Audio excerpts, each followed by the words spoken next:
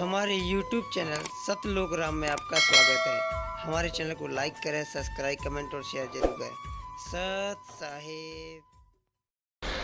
तंबाकू की उत्पत्ति कैसे हुई?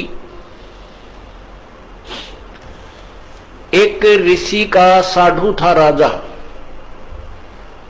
एक ऋषि का साधु राजा था और एक दिन राजा ने अपने साधु ऋषि को आमंत्रित किया अपने घर पर जलपान के लिए। तो राजा ऋषि ने बहुत मना किया अपनी पत्नी को कि राजाओं का और ऋषियों का कोई मेल नहीं होता, राजा बड़े अभिमानी होते हैं, ये कोई हमारे सिर में दर्द करेंगे। लेकिन वो ऋषि पत्नी नहीं मानी, कहने लगे मेरी बहन कब कब मुझे बुलावे, आप तो न्योय नाक चढ़ाया करो, कोई भी काम हो जा। अर्थात ऋषि जी को विवश कर दिया राजा के घर जाने के लिए। अब राजा के घर गए तो राजा ने अपनी जो महिमा बना दिखाने के लिए और ऋषि पत्नी को प्रभावित करने के लिए बहुत अच्छे आहार, मेज पोस्ट मेज का ऊपर काजू किस्मत सेब संतरे कर नाना प्रकार की सब्जी बनवा कर, जलेबी कचौड़ी पकौड़ी दही खीर हलवा सारे व्यंजन लगवा दिए मेज पे। अब आहार किया ऋषि जी ने भी, ऋषि पत्नी ने भी, सब ने मिलकर आहार किया। अब चलते समय ऋषि जी ने कहना पड़ा जी आप भी हमारे यहाँ आइएगा, एक औपचारिकता होती है। तो राजा ने कहा अवश्य आएंगे, कभी समय मिला तो अवश्य आएंगे।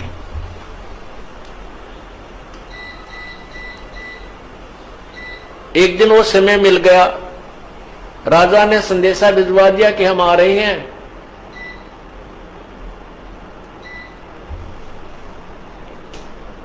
अब ऋषि पत्नी चिंतित हुई कि वो तो सचमुच आ रहे हैं और साथ में ये संदेशा भेज दिया कि मेरे साथ हजारों की संख्या में अंगरक्षक होंगे, मेरे सैनिक होंगे।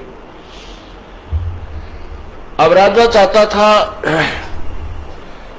कि ऋषि को नीचा दिखाना, ये एक बूंदी बीमारी है साधु, ये दिखाना चाहता था कि मैंने ऐसे ऐसे आहार कराए हैं और ये ऋषि जी कुछ नहीं करा पाएगा, इसकी मिट्टी पलीत होगी।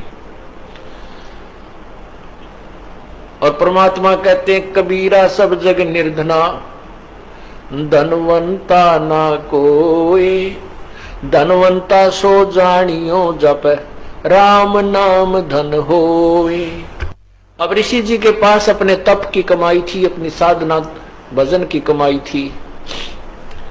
ऋषि जी ने स्वर्ग से कामधेनु गाय वो उधारी ले ली कुछ समय के लिए और उसको अलग से एक टेंट में रखा हुआ था। उधर से राजा अपने हजारों सैनिकों को साथ लेकर पहुंच गया और ऋषि से कहा कि भोजन की तैयारी करवाओ। ऋषि जी ने कहा जी भोजन तैयार है, आप खाना खाइए। अब वहां लगी लाइन और साथ की साथ थाली आ रही है, सबको परोसी जा रही है। ऋषि जी ने अपने एक सेवक को उस गाय वाले टेंट के सामने बैठा दिया, वो उठा उठा कर थाली बाहर रखता रहा।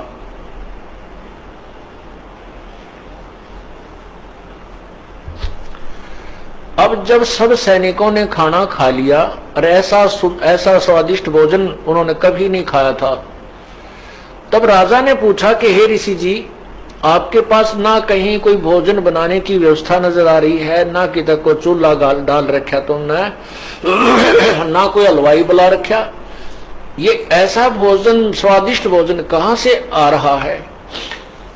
तब राजा ने बताया कि मेरे पास एक कामधेनु गाय है और उसमें यह शक्ति होती है कि वो चाहे पूरी पृथ्वी जीव जा भोजन खा ले, पूरी पृथ्वी के प्राणी, तो भी उसका अंत नहीं आता है।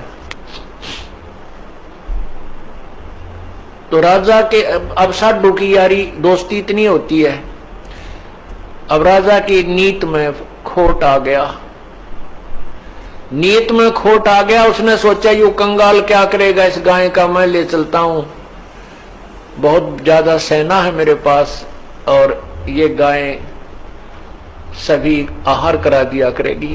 कहने लगा ऋषि जी ये गाय मुझे दे दे, आप क्या करोगे इसकी। ऋषि जी ने कहा ये गाय मेरी नहीं है, मैं उधारी लाया हूं, मैं आपको नहीं दे सकता। तो राजा बोला सैनिकों से कि सैनिकों इस गाय को छीन लो। अब ऋषि सोचता है अच्छा नालायक ये तो जबरदस्ती कर रहा है मेरे साथ। तब उस ऋषि ने कहा हे गौ माता आप अपने स्वदेश लौट जाइए, मैं विवश हूं। इतना कहते ही वो टेंट के ऊपरले हिस्से को पाड़ती हुई और गाय आकाश की तरफ, स्वर्गलोक की तरफ चल पड़ी। राजा ने गाय को कंडम करके नीचे डालने के लिए तीर मारा, पैर में तीर लगा और कहते हैं वो गाय का खून, रक्त और उस टेंट में जो भी कोई वस्तु मांगते थे, इतनी थाली हलवे की, इतनी थाली खीर की, इतनी थाली दाल की, इतनी सब्जी की, तोरी की सब्जी, घिया की सब्जी, सब प्रकार की, काजू किस्म, सेब, संतरे, दही, बड़े, यानी जो भी वहां उस आवश्यकता थी उस भंडारे में सभी उपलब्ध उस कामधेनु ने करवा दी। ऋषि जी के पैसे यानी पुण्य की कमाई स्वर्ग में जमा हो गई, उसके प्रतिफल में उसको वहां सब वस्तु प्राप्त हो गई। जमीन पर गिरा और गाय चली गई, तो जहां जहां वो खून गाय का गिरा वहीं पर कहते हैं तम्बाकू की उत्पत्ति हुई। अब हिंदू लोग एक तरफ तो माता को इतना प्रिय मानते हैं, गाय को अपना मां के तुल आदर देते हैं और फिर मां के खून को पी रहे हैं। क्या बताते हैं, खो नाम खू का तमा नाम गाय, 100 बार सौगंध इसको ना खाए। तमा नाम खू का, खू नाम खून का और तमा नाम गाय, सौगंध 100 बार इसको ना खाए। तम्बाकू, खून, खू का अर्थ है खून, खून, तमाखू, खून, और तमा फारसी का शब्द है, तमा माने गाय होती है।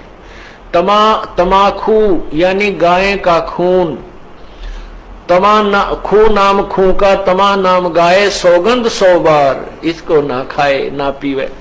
कहते हैं आप एक तरफ तो गाय को इतना प्रिय मानते हो, आदरणीय मानते हो, और फिर गाय के खून से उत्पन्न इस तम्बाकू को पीते हो। जितने भी महापुरुष हुए उन्होंने सब विकारों को छुड़वाया है। अब सिख समाज में तम्बाकू कोई प्रयोग नहीं करता, अभी तक भी उन्होंने इस मर्यादा का पालन किया है।